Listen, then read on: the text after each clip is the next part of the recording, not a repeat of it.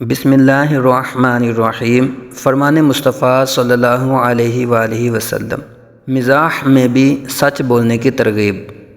حضرت عبداللہ بن عمر رضی اللہ تعالی عنہما سے روایت ہے کہ سیدنا رسول اللہ صلی اللہ علیہ وآلہ وسلم نے فرمایا، انی لامزح ولا اقول الا حقا۔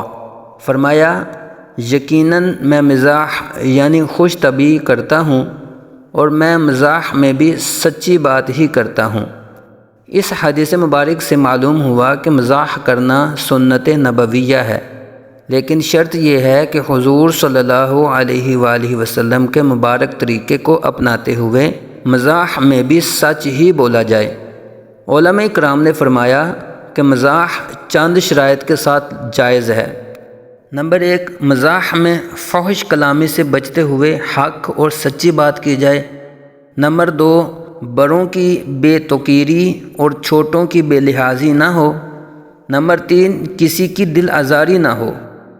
اور نمبر 5، کبھی کبھار مزاح کیا جائے، اسے اپنی عادت نہ بنایا جائے۔ اور نمبر 5، مزاح بے موقع نہ ہو۔ آج کل عموماً دیکھا جاتا ہے کہ لوگ ایک دوسرے کو جگتیں کرتے ہیں اور یہ سمجھ رہے ہوتے ہیں کہ ہم ایک دوسرے کے ساتھ مذاق کر رہے ہیں۔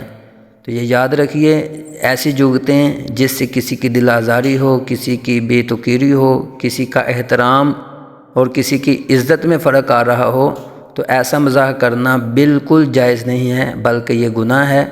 کسی بھی مسلمان کی دل آزاری نہیں ہونی چاہیے۔ مزاح ہو لیکن سنت نبویہ کے مطابق ہو، مزاح ہو جس میں سچی بات کی جائے، اور مزاح ایسا ہو جس میں کسی کی بے توقیری نہ ہو اور کسی کی بے لحاظی نہ کی جائے۔ مزاح میں بھی ہمیشہ سچی بات اور کبھی کبھار یہ کیا جائے تو ہی اچھا لگتا ہے۔ اللہ پاک ہمیں نبی پاک علیہ السلام کی مبارک تعلیمات کو سمجھنے کی اور اس پر عمل کرنے کی توفیق عطا فرمائے۔ آمین بجاہ النبی الامین صلی اللہ علیہ وآلہ وسلم۔